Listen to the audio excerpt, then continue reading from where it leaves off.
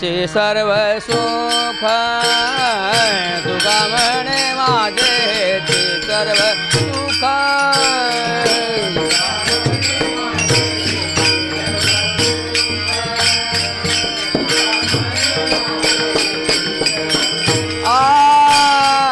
तुका म्हणे माझे चे सर्व सुख तुका म्हणे माझे चे सर्व सुख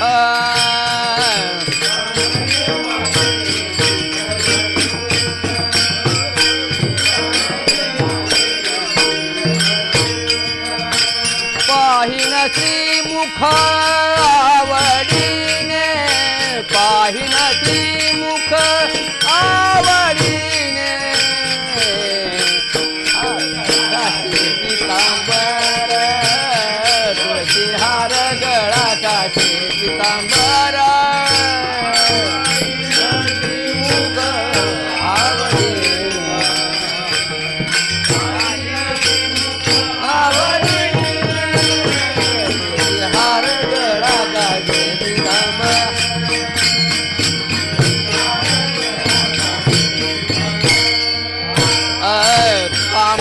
माझे हेचे सर्व सुख तुका म्हणे माझे हेचे सर्व सुख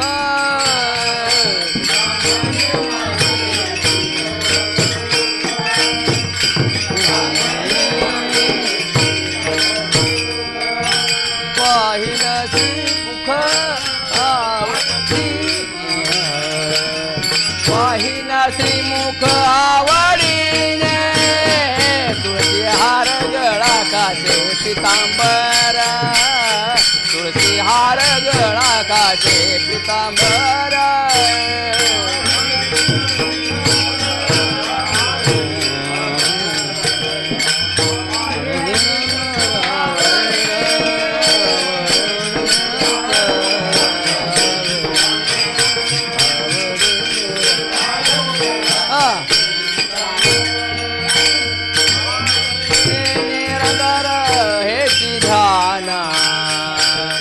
आवडे निरंतर ध्यान तुळशी हार गळा काशे पितांबर तुळशी हार गळा काशे पितांबर हेची ध्यान आवडे निरंतर हेची ध्यान तुळशी हार गळा काशे पितांबर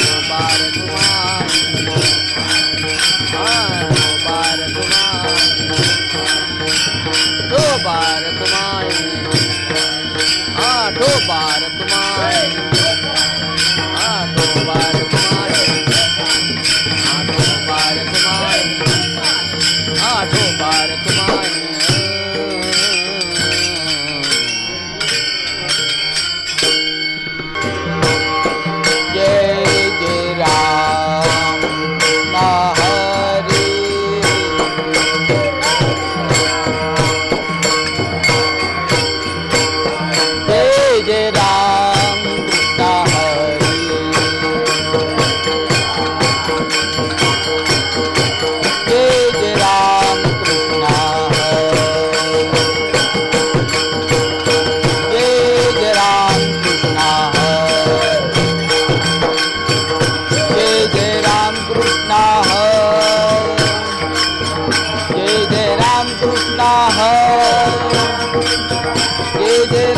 कृष्ण हरी, जय राम कृष्ण हरी, जय राम कृष्ण हरी, जय राम कृष्ण हरी, जय राम कृष्ण हरी, जय राम कृष्ण हरी, जय राम कृष्ण हरी।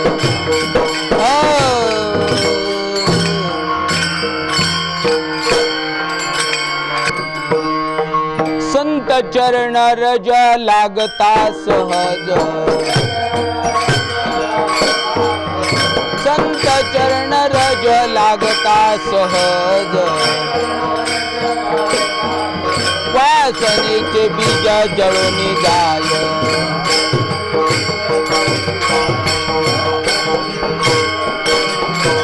मग राम नामी उपजे आवडी, मग राम नामी उपजे आवडी, सुख घडो घडे वाढू लागे,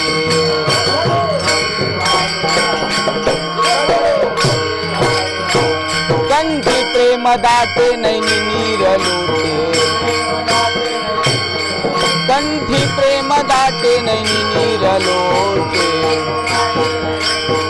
हृदय प्रगटे राम रूप,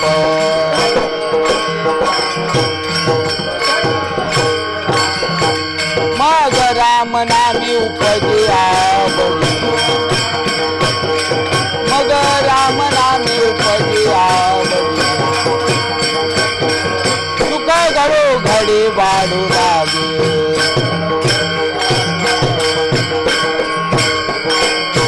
तुका म्हणे सोपे साधन गोमटे, सुलभ साधन, तुका म्हणे सुलभ साधन गोमटे, पुरी उपादिष्टे पूर्व पुण्य,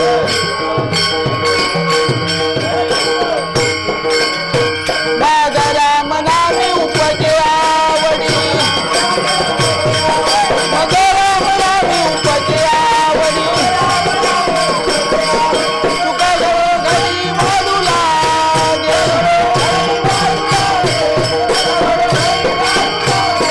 हो बारक माय, जय जय गोपार घुमाई, जय जय गोपार घुमा, जय जय गोपार घुमा, गोपार घुमा, गोपार घुमा, गोपार घुमा, गोपार घुमाई, गोपार घुमाई, गोपार घुमाई, गोपार घुमाई।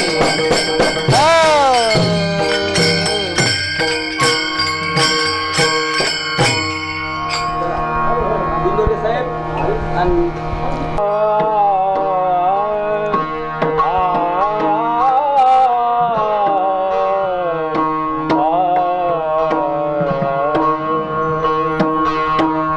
संत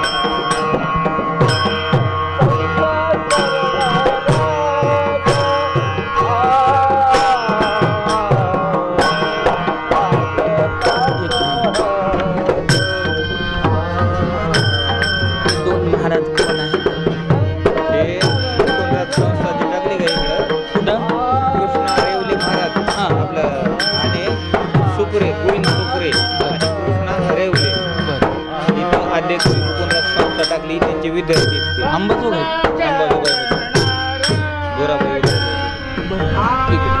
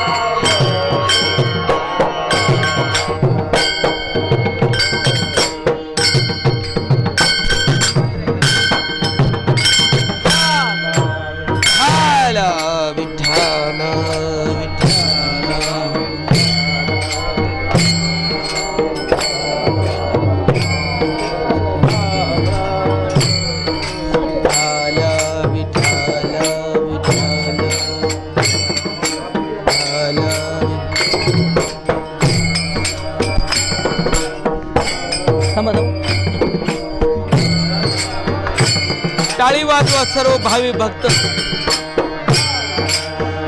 हाताने टाळी, मुखाने नामस्मरण करा.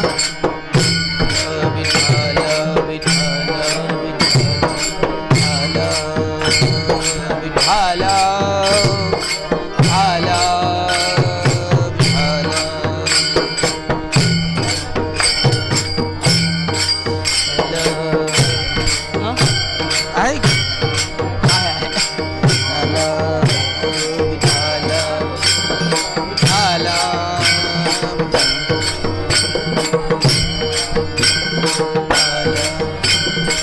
ब्रह्मा गुरुर्विष्णू गुरुर्देवो महेश्वरा गुरु साक्षात परब्रह्म तस्मै श्री गुरवे नमः.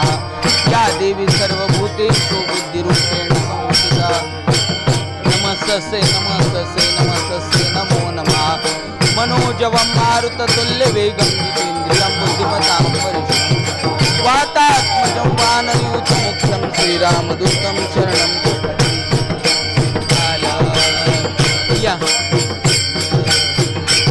पुंडलिका वरदे.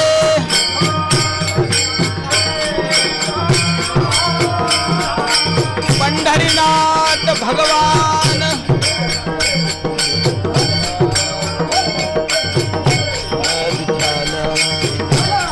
पुंडलिका वरदे. हर विठ्ठल श्री ज्ञानदेव पंढरीनाथ भगवान मौली ज्ञानेश्वर महाराज जगद्गुरु तुकाराम महाराज. हला हला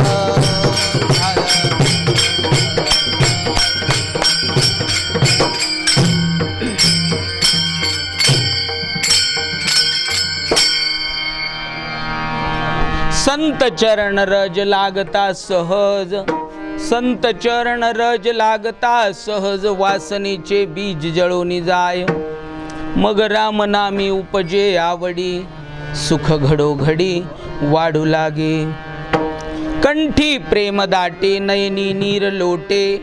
कंठी प्रेम दाटे नयनी नीर लोटे. हृदयी प्रगटे रामरूप. मग राम नामी उपजे आवडी. सुख घडोघडी वाढू लागे. तुका म्हणे साधन सुलभ गोमटे. तुका म्हणे साधन सुलभ गोमटे. परी उपतिष्ठे पूर्व पुण्ये. मग राम नामी उपजे आवडी. सुख घडोघडी वाढू लागे. पांडुरंगा करो प्रथम नमन. पांडुरंगा करो प्रथम नमन. दुसरे चरणा संतांनी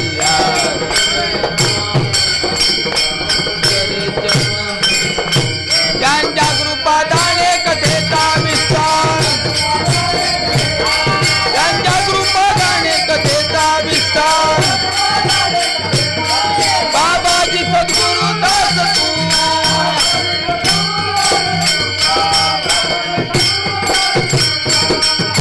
गजाननं भूतगणादिसेवितं कपित्थजम्बूफलचारुभक्षणं उमासुतं शोकविनाशकारकं नमामि विघ्नेश्वर पादपंकजं.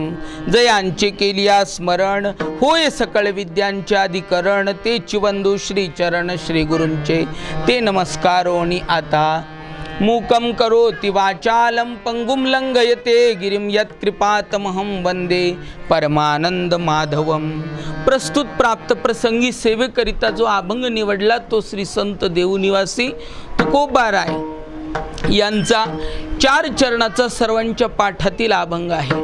जगद्गुरु तुकोबाराय या अभंगामध्ये संत चरणाच्या रजाचं महात्म्य आपल्या पुढे प्रगट करतात. विठ्ठल विठ्ठल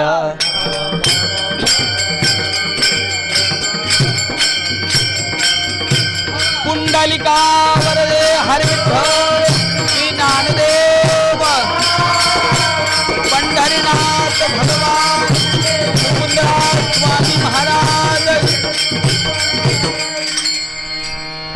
कीर्तन रूपी सेवा प्रारंभ करण्यापूर्वी अल्पसा परिहार देतो. श्री क्षेत्र अंबाजोगाई श्री संत सावता महाराज मंदिर या ठिकाणी संपन्न होत असलेला हा वार्षिक अखंड हरिनाम सप्ताह प्रयोजन दोन संत श्रेष्ठ संत शिरोमणी नामदेव महाराज आणि संत शिरोमणी सावता महाराज यांच्या पुण्यतिथीच्या निमित्तानं आपण या ठिकाणी भव्य दिव्य प्रमाणामध्ये गेल्या बऱ्याच वर्षापासून इथे हा उत्सव संपन्न होतो। याही वर्षी जशी परिस्थिती येईल तशा पद्धतीनं पण हा परमार्थाचा उत्सव सप्ताहाचा उत्सव चालूच आहे। आता फार काही कोरोनाच्या संबंधानं बोलायचं काही कारण नाही, तो विषय अगदी बोलून बोलून आंबट झाला आहे, लोकांना वीट आला त्या विषयाचा एकंदरीत, त्यामुळे त्याचा आता मी पुनश्च उल्लेखही करत नाही। पण अशाही परिस्थितीमध्ये विशिष्ट अशा पद्धतीचं अंतर राखून तरी माझी इच्छा आहे की आपण थोडं अंतर अजून थोडं ठेवायला हरकत नाही। आमचे हे मंडळ फार मोलाचं आहे नाही का, यांना सांभाळलं पाहिजे, हे लहान मुलं यांनाही सांभाळलं पाहिजे। आपण भाविक बसलेले सर्व श्रोतृवृंद आपण सुद्धा अत्यंत मोलाचे आहात, अनमोल आहात।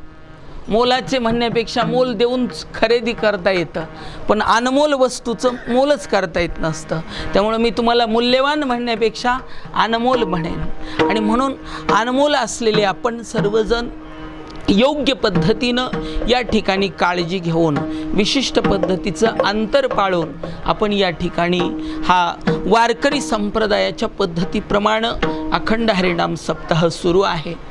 गेल्या रविवारपासून अनेक संत महंत महाराज या ठिकाणी येत आहेत, आपलं ज्ञानदान करतायत।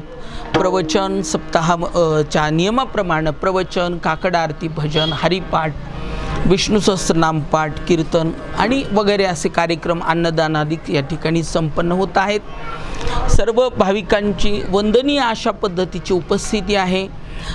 आपल्या सर्वांचा नामोल्लेख मी शेवटी करणारच आहे, पण ज्यांची विशेष वंदनीय उपस्थिती आमचे हरिभक्तीपरायण आदरणीय भजन सम्राट दीपक महाराज, त्याचप्रमाणे हे सर्वच गुणीजन मंडळ, मी शेवटी सर्वांच्या नावांचा उल्लेख करतच असतो आणि तो करणारच आहे। अशा आपल्या सर्वांच्या वंदनीय उपस्थितीनं आमचे आदरणीय सर्व महाराज मंडळी, सर्व गुरुवर्य मंडळी, आमचे सर्व आदरणीय हरिभक्तीपरायण गुरुवर्य डॉक्टर महाराज, आदरणीय हरिभक्तीपरायण गुरुवर्य गुरुजी महाराज, हे क्षेत्रच असं मोठं सुंदर आहे की इथं सर्वच क्षेत्रातील मंडळी उपस्थित आहे। असं क्षेत्र नाही की त्या क्षेत्रामधील इथं मंडळी उपस्थित नाही, त्या क्षेत्राचं प्रतिनिधित्व करणारी एक एक व्यक्ती या ठिकाणी विराजमान आहे आणि जी जी विराजमान आहे ती त्या क्षेत्रातील दिग्गज आहे, सर्वसामान्य नाही। दिग्गज कोणालाही म्हटलं जात नाही असं आहे। या भूमंडळाचं रक्षण करण्यासाठी ब्रह्मदेवाने 4 हत्ती 4 दिशेला ठेवलेले आहेत अंतराळामध्ये। पुराणातलं वर्णन मी तुम्हाला सांगतोय। 4 दिशेला 4 हत्ती असतात। दिक म्हणजे दिशा आणि गज म्हणजे हत्ती, दिग्गज। तर 4 दिशेचे चतुर्दिक अशा पद्धतीचे गज, त्यांना दिग्गज म्हटलं जातं। तसं आपण ही सर्व मंडळी, आता प्रत्येकांचा उल्लेख करत बसलो तर वेळ फार थोडासा आहे, त्यामुळं असं कुठलंही क्षेत्र नाही की त्या क्षेत्रातली इथं व्यक्ती उपस्थित नाही आणि ती त्या क्षेत्रातली दिग्गज नाही असं नाही। प्रत्येक क्षेत्रातील मंडळी इथं उपस्थित आहे। सर्वांचे चरणी नतमस्तक होतो। आपण ज्या संतद्वयांचं इथं नामस्मरण पुण्यस्मरण या ठिकाणी साजरं करत आहोत ते संत श्रेष्ठ सावता महाराज, संत श्रेष्ठ नामदेव महाराज। तो एक काल संतांचा मोठा अलौकिक होता। आमच्या आदरणीय गुरुवर्य घरजाळे गुरुजींनी भरपूर त्या संबंधानं संतांच्या संबंधामध्ये चिंतन आपल्यासमोर मांडलेलं आहे। आपण वेळोवेळी ऐकतो की तो ज्ञानोबारायांचा जो काळ होता त्या काळामध्ये खूप सर्व संत एकदम प्रगट झाले। ज्ञानोबाराय, सोपान काका, निवृत्तीनाथ, मुक्ताबाई हे चतुर्भावंड तर होतेच होते, पण यासोबत संत श्रेष्ठ नामदेव महाराज, सावता महाराज, गोरोबा काका, राका, बंका, वंका वगैरे असे भरपूर स्त्री संत सुद्धा त्या ठिकाणी खूप अवतीर्ण त्या ठिकाणी झालेले होते। आणि या संतांनी हे भक्तीचं आंदोलन या महाराष्ट्रामध्ये प्रगटलं। केवळ महाराष्ट्रातच नव्हे तर नामदेव महाराजांचा विशेष उल्लेख करण्यासारखं कार्य त्यांनी केलेलं आहे। अगदी अगदी पंजाब प्रांतातल्या घुमानपर्यंत त्यांनी वारकरी संप्रदायाची पताका नेऊन फडकवलेली आहे.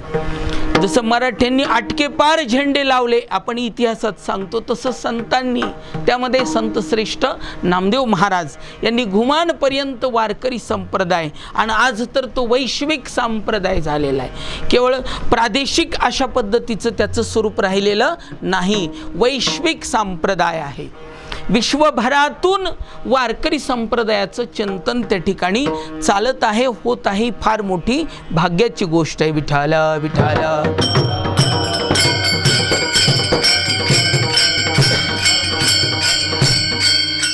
असो, त्या संतांनी ते भक्तीचं आंदोलन या महाराष्ट्र भूमीमध्ये उभा केलं, आणि म्हणून ती वारकरी संप्रदायाची मूल्य आज जनमानसात रुजली. आणि आज जे काही या ठिकाणी समाजामध्ये जे एक प्रकारची शांतता आपणाला दिसते, जे काही एक प्रकारचं एकोपा दिसतोय, त्याला कारण हे संतांनी दिलेले मूल्य आहेत. हे जीवनमूल्य चिरंतन आहेत, शाश्वत आहेत, ते कधीच नष्ट होणार नाहीत. त्याचप्रमाणे हे सार्वकालिक आहेत असं म्हटलं तरी चालेल. याची भूतकाळातही गरज होती, वर्तमानातही आहे, आणि भविष्यात सुद्धा याची आवश्यकता आहे. मानव म्हणून या संज्ञेला पात्र राहण्यासाठी ही अत्यंत जीवनमूल्य संतांनी दिलेली महत्त्वाची आहेत. आणि म्हणून त्या संतांच्या पुण्यतिथीचं स्मरण करून त्यांच्या कार्याचा, त्यांच्या विचारांना थोडासा उजाळा देण्यासाठी, तसं तर ते स्वयंप्रकाश आहेत मूल्य, ते कधी बाधित होत नाहीत, ते आवरणानं युक्त होत नाहीत, पण आपणाला त्यांची ओळख व्हावी म्हणून अशा उत्सवांचं आयोजन असतं. आपल्या या अंबाजोगाईमध्ये हे संत सावता महाराज मंदिर, इथे सर्वांचे लाडके, परिचयाचे, आदरणीय श्री हरिभक्तीपरायण, सर्वांच्या भाषेत बोलायचं म्हणजे या मठसंस्थांचे मठाधिपती महंत आमचे अमोल महाराज, तसं त्यांना फार कौतुक केलेलं फार त्यांना आवडत नाही. स्तुती कस्मै न रोचते, संस्कृतमध्ये म्हटलेले स्तुती कोणाला आवडत नाही, पण एक अपवाद आहे आमच्या अमोल महाराज, त्यांना स्तुती आवडत नाही. हां, त्यांना मात्र सर्वांची स्तुती करायला आवडतं, पण त्यांची केलेली त्यांना आवडत नाही. असे आदरणीय हरिभक्तीपरायण अमोल महाराज, ही मूर्ती लहान पण कीर्ती महान. आज त्यांना अंबाजोगाईत ओळखत नाही असं कोणीही नाही. आमचे आदरणीय छायाचित्रण करणारे या ठिकाणी बसलेले हरिभक्तीपरायण आदरणीय अवताडे महाराज यांना कोण ओळखत नाही? अंबाजोगाईतच नव्हे, परिसरात सुद्धा. होय, कोण ओळखत नाही? सर्वच ओळखतात. तसं आमच्या अमोल महाराजांना सुद्धा सर्वच लोक ओळखतात. त्यांच्यामुळे मेळविली मांदी वैष्णवांची, नाही का, त्यांच्यामुळे हा खेळ या ठिकाणी एकत्रित आला. मला थोडंसं भूतकाळात जायला आवडेल. आदरणीय हरिभक्तीपरायण ब्रह्मलीन गुरुवरे शास्त्री महाराज या ठिकाणी येत असत. इथं आमचे घरजाळे गुरुजी जिथे उभा आहे तिथं महाराज खुर्चीवर बसून असत. केवळ एकच दिवस नव्हे, 8ही दिवस हा माझा सप्ताह आहे असं मानून ते या ठिकाणी बसून राहत असत. आणि पुढे होऊन सर्व कार्यक्रम करून घेण्यात त्यांना मनस्वी आनंद वाटत असे. आज आपणाला त्यांची उणीव जाणवत नाही, कारण आपण सर्वजण आपल्या अंतःकरणामध्येच ते इथंच आहेत अशा पद्धतीचा भाव आपण ठेवलेला आहे, म्हणून तशी उणीव काही जाणवत नाही. म्हणून अशा या क्षेत्राच्या ठिकाणी या कार्यक्रमाच्या निमित्तानं अनेक संत महंत या सर्वांचे पदस्पर्श लाभलेले आहेत, आशीर्वाद प्राप्त होतात. परवाच्या दिवशी आदरणीय हरिभक्तीपरायण आमचे जगन्नाथ महाराज देशमुख या ठिकाणी येऊन गेले. त्यांनी सदिच्छा भेट दर्शन सर्वांना या ठिकाणी झालं. असे अनेक संत महंत या सप्ताहाच्या निमित्तानं येतात, आपणाला ज्ञानदान करतात, अनेक प्रकारचं सहकार्य, आशीर्वाद वगैरे प्राप्त होतो. असं ज्या संतांचं स्थान ते संत श्रेष्ठ सावता महाराज केवळ एका विशिष्ट यातीपुरते मर्यादित नसून हे संत सर्व समाजाचे आहेत. असं कुठल्याही संतांना कुठल्याही एका जातीमध्ये, मी तर त्याच्याही पुढे जाऊन म्हणेन, केवळ संतच नव्हेत तर महापुरुषसुद्धा या ठिकाणी, संत असोत, महंत असोत, पंत असोत, हे सगळे महापुरुषसुद्धा हे सर्व समाजाचे आहेत आणि त्या सर्व समाजांना त्यांनी धडे दिलेले आहेत. आणि म्हणून त्यांच्या कार्याचा जागर करणं आपलं कर्तव्य आहे.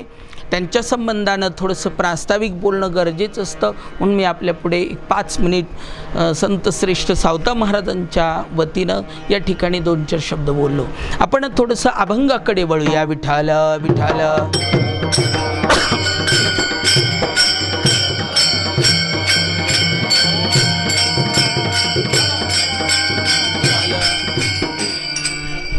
आता जवळपास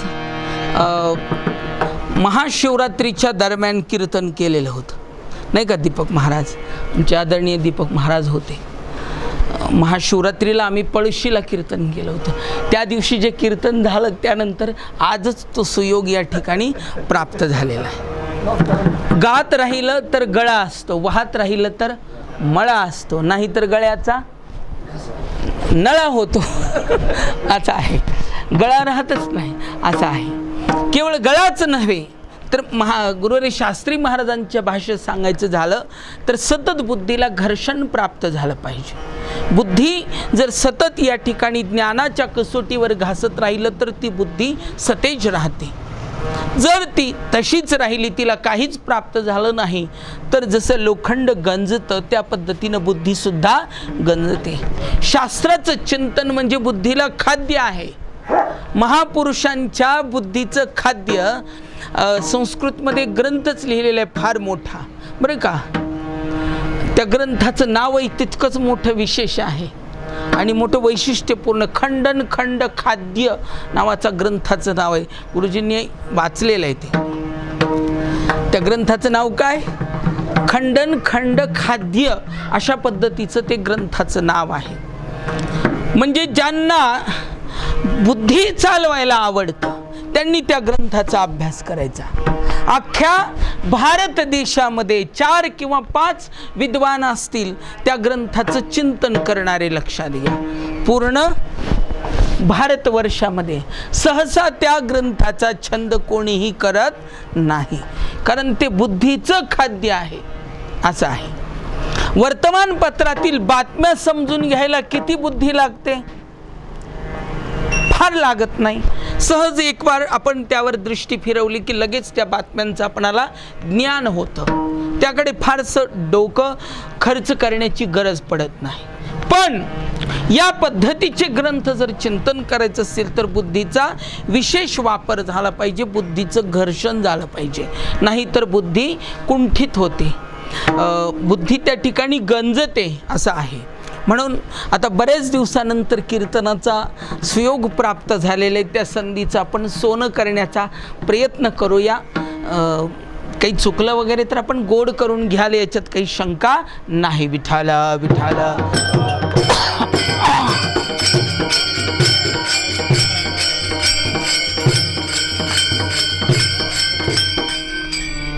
जो अभंग या ठिकाणी आपण संतांच्या सेवेसाठी निवडला तो जगद्गुरु तुकोबारायांचा अभंगाचा सरळ अर्थ पहा. तुकोबाराय सांगता, संत चरण रज लागता सहज, वासनेचे बीज जळोनी जाय.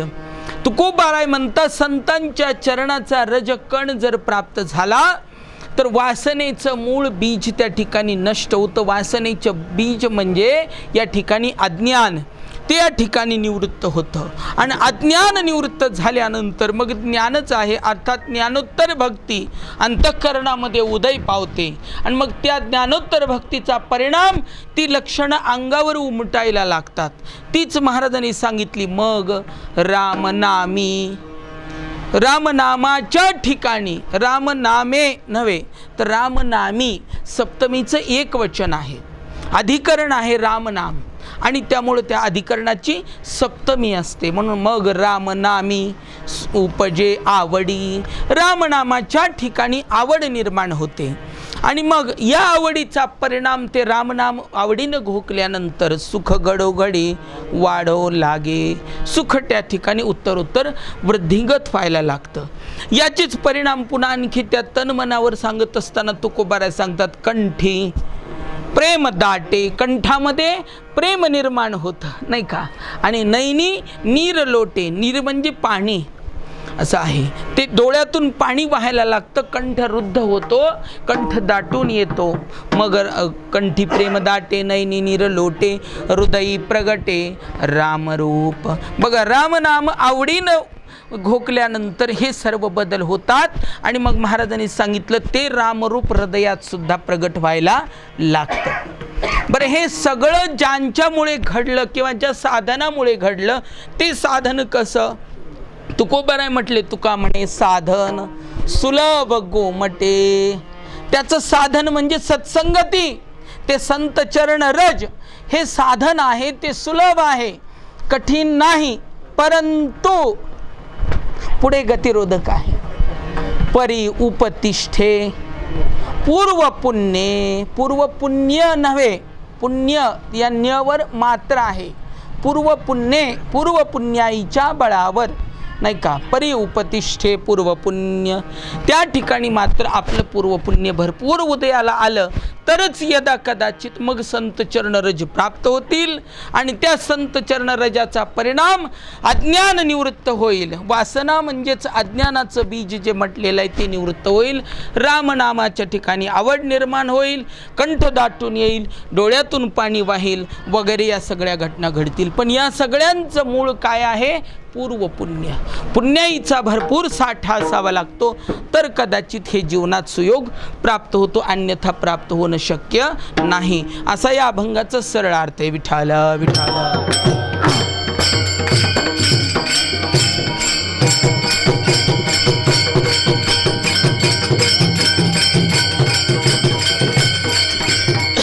बघा, कुठलीही गोष्ट प्राप्त करायची असेल व्यवहाराच्या ठिकाणी तर त्या ठिकाणी आपणाला पैसा लागतो, प्रारब्ध लागतं, प्रयत्न लागतात. या सगळ्याच गोष्टी, पैसाही पाहिजे, प्रारब्धही अनुकूल पाहिजे आणि त्यासाठी प्रयत्नसुद्धा अपेक्षित आहेत.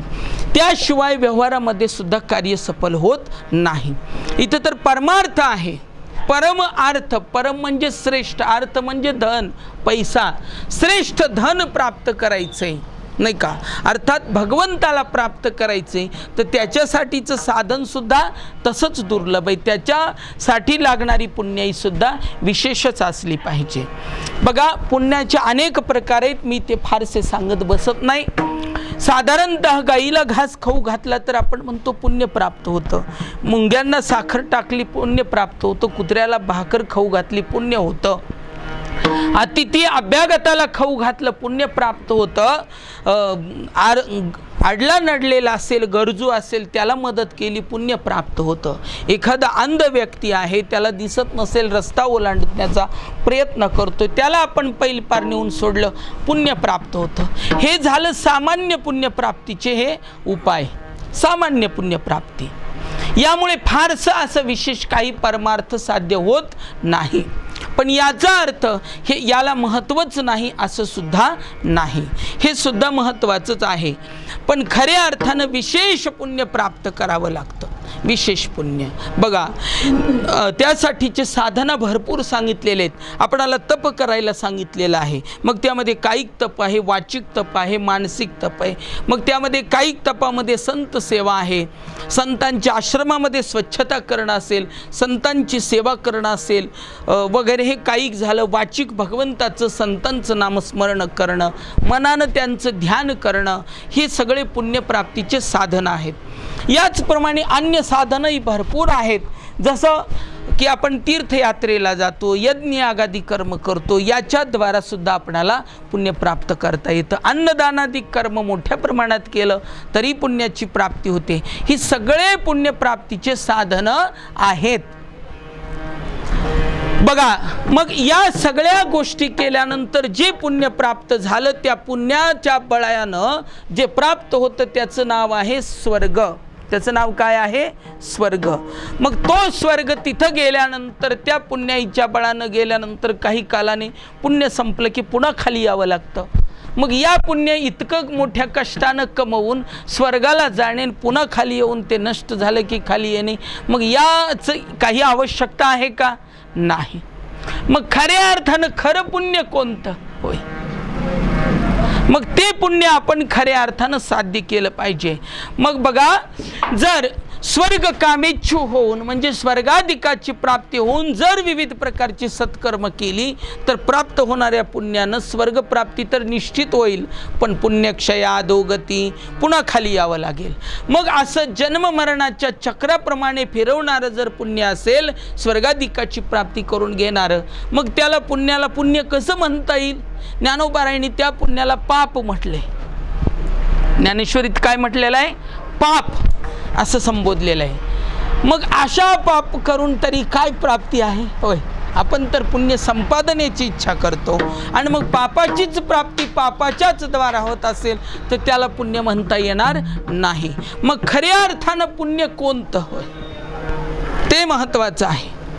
मग बघा, त्याला शुद्ध पुण्य म्हटलेलं आहे. त्याला कोणतं पुण्य म्हटलेलं आहे? शुद्ध पुण्य.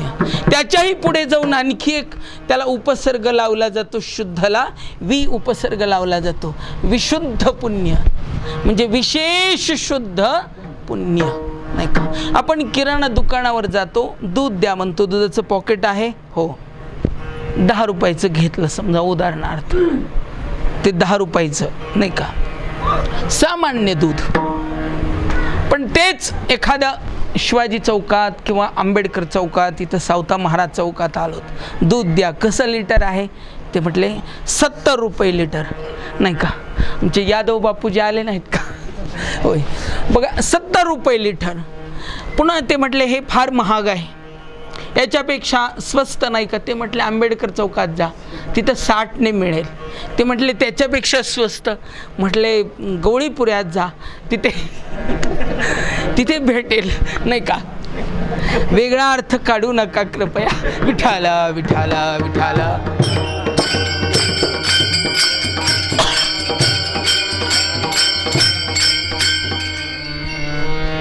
तर बघा, मग हे जे विशेष किंमत देऊन जे आपण खरेदी करतो त्याला आपण जरा उच्च दर्जा देतो. तसं शुद्ध पुण्य त्याला आणखी एक उपसर्ग लावला, वि उपसर्ग लावला. कोणता? वि. 22 उपसर्ग आहे, त्यातला हा वि उपसर्ग लावला, शब्द बनला विशुद्ध म्हणजे विशेष शुद्ध पुण्य, ज्याच्या बळावर आपणाला संत सेवेचा सुयोग प्राप्त होऊ शकतो, असं आहे. ते विशुद्ध पुण्य जर प्राप्त झालं तरच संत सेवा खऱ्या अर्थानं घडते. आता विशुद्ध पुण्य प्राप्त करत असताना मनामध्ये कुठलीही अपेक्षा ठेवली नाही पाहिजे, तर विशुद्ध पुण्याचा साठा होतो. संतांजवळ आपण गेलो, सेवा तर केली, मनामध्ये काही कुठल्या वस्तूच्या प्राप्तीची इच्छा ठेवली तर ते विशुद्ध पुण्य होत नाही. संतांजवळ गेल्यानंतर सर्वच प्राप्त होतं, लक्षात घ्या. काहीही मागण्याची गरज नाही, मागण्याची आवश्यकता खऱ्या संतांकडे पडतच नाही. फक्त विशुद्ध भावनेनं सेवा केली पाहिजे. जर विशुद्ध भावनेनं नाही केली की मग त्या संतांकडून भांडून घ्यावं लागतं, लक्षात घ्या. विठाला विठाला विठाला. मग जे भांडून भेटतं त्यात काही अर्थ राहत नाही. औरंगजेबानं राज्य प्राप्त केलं, त्याच्या बापाच्या गळ्यावर तलवार ठेवून, नाही का? छत्रपती शिवरायांनी उल्लेख केला, यासाठी आम्हाला आमच्या बापजाद्याचे गळे कापावे लागले नाहीत, म्हणावं लागलं. कोणाला? त्या औरंगजेबाला त्यांनी ठणकावून सांगितलं. त्याला काही महत्त्व नाही, लक्षात घ्या. मग हे विशुद्ध पुण्य जर प्राप्त करायचं असेल तर मनामध्ये तशाच पद्धतीचा निर्लोभीपणा सुद्धा असला पाहिजे, तर विशुद्ध पुण्य प्राप्त होतं आणि त्याच्या बळावर संतांच्या चरणाचा सुयोग प्राप्त होत असतो, अन्यथा होत नाही. आज जे तुकोबाराय आपणाला बोलतात तेच तुकोबाराय नारायणाला म्हणजे भगवंताला विचारतात, कोण पुण्य यांचा होईना सेवा का, कोण पुण्य यांचा होईना सेवा का, कोण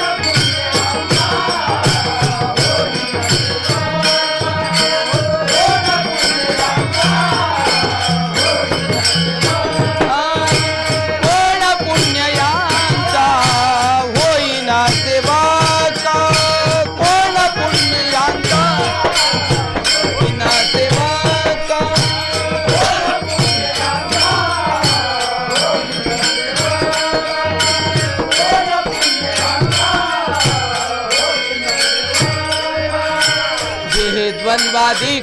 दुराविले जिहि द्वंद्वाधिक दुराविले जिहि द्वंद्वाधिक दुराविले ऐसे वर में मद दावी नारायणा ऐसे वर में मद दावी नारायण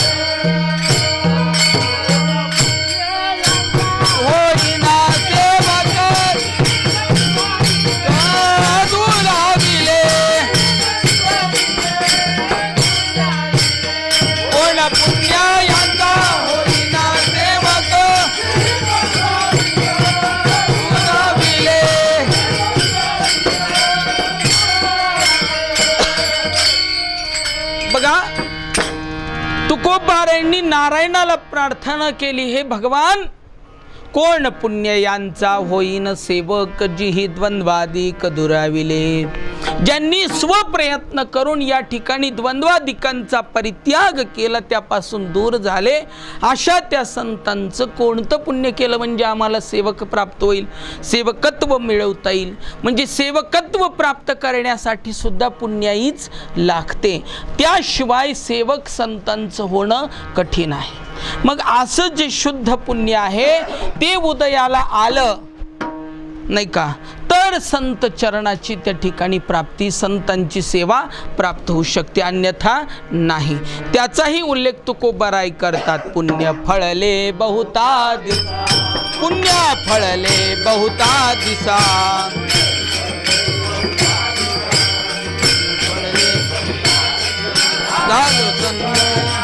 तसा भाग्य उदयाचा तसा,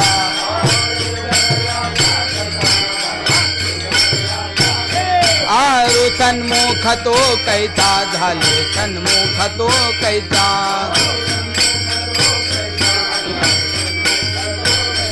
संत चरणा पावलो,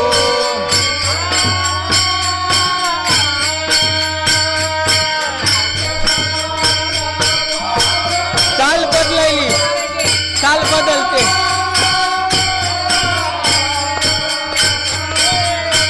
संत चरणा पावलो, ओ हो हा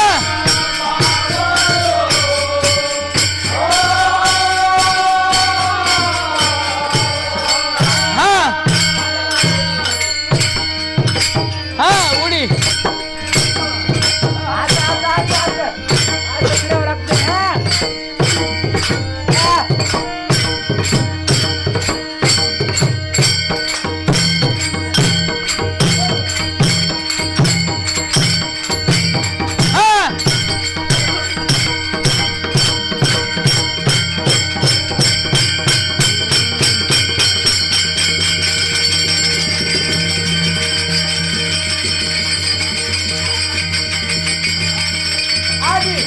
माझे कोडे आजी पिटले माझे, आज पिटले माझे कोडे, आजी पिटले माझे कोडे,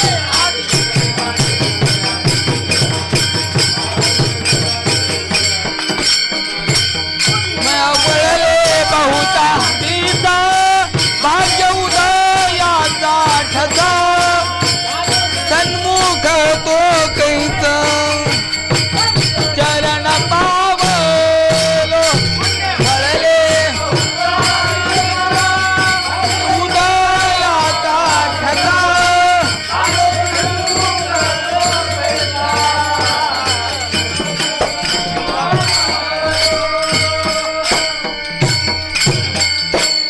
बघा भाग्य उदयाला आल्यानंतर म्हणजे विशुद्ध पुण्याची प्राप्ती झाल्यानंतर संतांच्या चरणाची प्राप्ती होते, हेही आपणाला लक्षात आलं. मग प्रश्न केला, महाराज ज्या संत चरणाचं इतकं महत्त्व आहे की अर्थात जे प्राप्त करण्यासाठी सुद्धा विशेष आयास प्रयास करावे लागतात, मग ते संत चरण त्याचं महत्त्व आम्हाला प्रतिपादन आणखी करा. तर त्या संत चरणाचं महत्त्व अभंगाच्या पहिल्या चरणात